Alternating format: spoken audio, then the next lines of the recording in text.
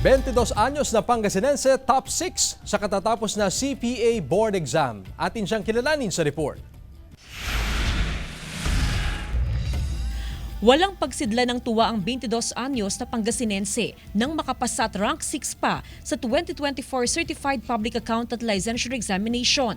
Para kay Irish Hussein na tubong Lingayen, Pangasinan, ang pagkakapasa sa board exam ay hindi lamang niya tagumpay, kundi tagumpay nila ng kanyang inang isang OFW.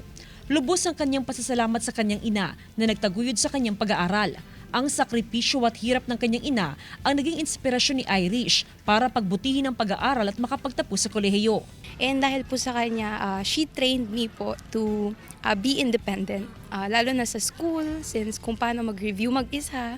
And dala-dala ko po talaga siya hanggang nung nag-review ako sa board exam. Sobrang thankful po talaga ako. Hindi raw naging madali ang mga pinagdaanan ni Irish bago makapasa sa board exam. Pero mas lalo siya nagpursigi para makamit ang isa pa niyang pangarap, ang mapauwi na mula sa ibang bansa ang kanyang nanay at makasama na rito sa Pilipinas. Wala raw imposible sa pag-abot sa pangarap, basta't laki pa ng determinasyon, pagsusumikap at pananalig sa Panginoon. Dagdaan kami sa mga tough journey po talaga. There are so many bump roads. Pero kailangan mo lang talaga siyang daanan kasi it will teach you life lessons. Ipinagmamalaki ng kolehiyong pinag-aralan ni Irish ang kanyang tagumpay. Bago mag-rank 6 si Irish, dalawang magkakasunod na CPA licensure examination na rin na nakapag-produce ng rank 10 ang eskwelahan. Ilang taon na rin nakakamit ng eskwelahan ang 100% passing rate sa CPA licensure examination.